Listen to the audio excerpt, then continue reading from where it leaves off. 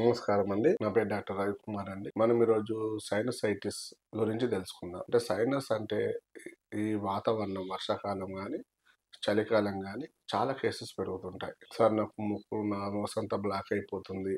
గాలి తీసుకోవడం చాలా కష్టంగా అవుతుంది. బ్రీతింగ్ డిఫికల్ట్ ఎక్కువగా ఉంటుంది. కొంత పిల్లి కూతలు లాంటివి వస్తున్నాయి. పొడి దగ్గు ఎక్కువగా ఉంటుంది. నంచు ఫామ్ అవుతుంది. లంగ్స్ లో తెమ్మడే బాగా వెళ్తుంది సార్ అని చెప్తుంటారు. ఈ వర్షాకాలం చలికాలంలో వస్తే ఇలాంటి ప్రాబ్లమ్స్ ఎక్కువ వస్తాయి. అలర్జీ ప్రాబ్లమ్స్ అంటాం. అలర్జిక్ రైనైటిస్ అంటే కంట్లో దురదలు, ముక్కులో దురదలు, ముక్కు నుంచి నీరు కారడం, కంట్లో నుంచి నీరు కారడం, విపరీతమైన దురదలు, ఇవన్నీ ఎక్కువగా ఈ ఎలర్జీ ప్రాబ్లమ్ లో చూస్తుంటాం. మనం వీటికి ఏం చేస్తుంటాం? మాంటాక్ ఎల్సి, మాంటార్కాస్ట్ అండ్ లీవోసిట్రజిన్ మంచి టాబ్లెట్ ఉంటుంది, అది వాడుకుంటాం. వాడుతున్నప్పుడు ఎలర్జీ తగ్గుతుంది, అమ్మయ్య బాగుంది అనుకుంటాం. మళ్ళీ నెక్స్ట్ డే మళ్ళీ స్టార్ట్ అవుతుంది. అలా ఎన్ని సంవత్సరాలు మనం ఈ టాబ్లెట్ వాడాలి? మనం టాబ్లెట్ వాడడం మంచిదే, ఎక్కువ వాడద్దు. మనకు అర్జెంట్ ఉంటే మనం అప్పుడు వాడుకుంటే ఇబ్బంది లేదు. మనం కంటిన్యూ వాడామనుకోండి ఆ టాబ్లెట్ కూడా పనిచేయదు. మనం ఎక్కడికి వెళ్ళాలి? ఇక మనకి ఇన్హేలర్స్ ఉన్నాయి కదా, ఇన్హేలర్స్ ఉన్నాయి, నాసల్ డ్రాప్స్ ఉన్నాయి, నాసల్ స్ప్రేస్ ఉన్నాయి, ముక్కులో స్ప్రే కొట్టుకోవచ్చు, డ్రాప్స్ వేసుకోవచ్చు, మంచిగా బ్రీతింగ్ ఫ్రీగా అయిపోతుంది అని చెప్పి అది వాడతాం. అందులో స్టెరాయిడ్స్ కూడా ఉంటాయి. మంచిగా స్టెరాయిడ్స్ మంచిగా వాడుకుంటే మంచిగా ఒక 2 రోజులు తగ్గిపోతాయి. కానీ ఎవరికి ప్రాబ్లం? రాను రాను మన ప్రాబ్లం, మన హెల్త్ ప్రాబ్లం. అది ఎక్కువ వాడితే ఏమవుతుంది? స్టెరాయిడ్స్ మన బాడీలో ఇమ్యూనిటీ తగ్గిపోద్ది. ఇమ్యూనిటీ తగ్గిపోయి మనకు అది అలవాటు అయిపోయి ఆ మందు డ్రగ్స్ లాగా అలవాటు అయిపోయి ఆ మందు కొన్ని రోజుల తర్వాత పని చేయకుండా ఉంటుంది. ఫస్ట్ ఎప్పుడు ఒక 6 నెలలు సంవత్సరం బాగా పనిచేస్తుంది. అబ్బా ఎంత హ్యాపీగా ఉంది, మొత్తం తగ్గిపోయింది అనుకుంటాం. కానీ అది వాడి వాడి ఆ మందు పని చేయకుంటే ఎక్కడికి వెళ్ళాలి? ఈ లాస్ట్ ఆప్షన్ ఆపరేషన్. ఇప్పుడు సైనస్ ఉందనుకోండి, సార్ మీ ముక్కులో కండ పెరిగింది, ముక్కులో నాసల్ పాలిప్స్ వచ్చాయి, మొత్తం సెప్టమ్ పక్కన క్రాస్ అయింది, కొంచెం ముక్కుల కండ క్రాస్ అయిపోయింది పెరిగి అని చెప్తుంటారు. మరి దానివల్ల ఏమవుతుంది? ఆపరేషన్ అంటారు. అది ఎన్నిసార్లు చేయిస్తాం మనం? ఇప్పుడు ఒకసారి ఆపరేషన్ చేయించాం, మరి తగ్గింది అని కొంచెం రెగ్యులర్గా మనం జాగ్రత్తలు పాటిస్తుంటామా? లేదు. మళ్ళీ ఒక 6 నెలలు 1 ఇయర్ అయినాక మళ్ళీ ఆపరేషన్ అంటాం. అంటే అది ఇవన్నీ ఏంటంటేనండి టెంపరరీ.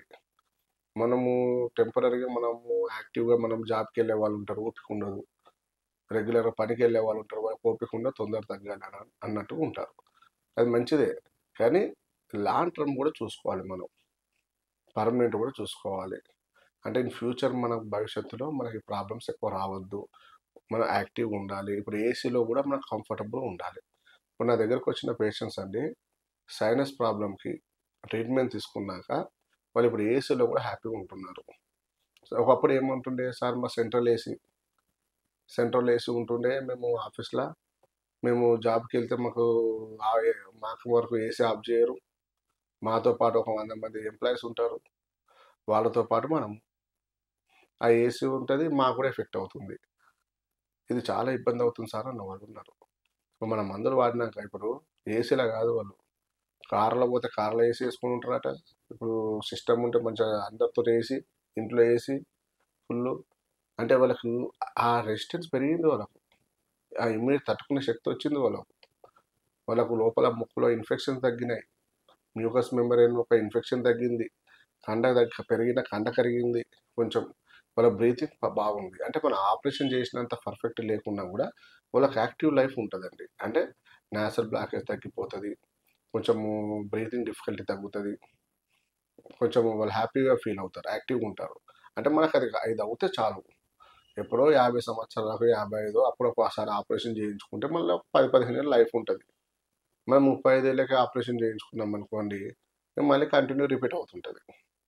కాబట్టి మనం ఒకసారి సైనసైటిస్ ఉన్నా, ఎలర్జీ రైనైటిస్ ఉన్నా, ఈ డస్ట్ ఎలర్జీ ఉన్నా, ఆస్తమా రిలేటెడ్ ప్రాబ్లమ్స్ ఉన్నా, ఏది ఉన్నా మన దాంట్లో క్యూర్ అయిపోతుంది.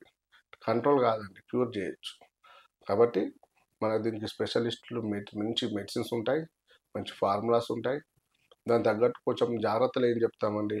పులుపు తినొద్దు అంటాం. ఇప్పుడు ఆస్తమా కానీ ఎలర్జీ పేషెంట్స్ ఉంటారు, మనకు ఒకటే మందు ఏమద్దు అంటే పులుపు, చింతపండు. ఇప్పుడు చింతపండు ఒకటి మానేయమంటాం. టమాటా పులుపు తినొచ్చు, మళ్ళీ నిమ్మకాయ పులుపు తినొచ్చు, చింతపండు పులుపు అవాయిడ్ చేయండి సైనస్ ఉన్నవాళ్ళు. అలాగే వంకాయ ఎలర్జీ, అలాగే చామదుంప, చామగడ్డ, అది కూడా ఎలర్జీ. ఇవన్నీ కొంచెం తగ్గించండి. గోంగూర కొంచెం వేడి అవుతుంది, గోంగూర కూడా మంచిది హెల్త్కి, మంచి ఐరన్ పుష్కలంగా ఉంటుంది. కానీ ఈ ఎలర్జీస్ ఉన్న వాళ్ళకి ఎక్కువ పడదు, కొంచెం వేడి చేస్తుంది మందు అది గోంగూర. అది కొంచెం తగ్గించమంటాం అంతేనండి. ఇది పథ్యం. ఇంతకంటే పథ్యం చెప్పలేము. ఏమైనా ఉండొచ్చు, తిరగచ్చు. ఇక మామూలుగా ఐస్ క్రీమ్స్ అంటారా, కూల్ డ్రింక్స్ అంటారా, అవి కామన్, తగ్గించమంటాం.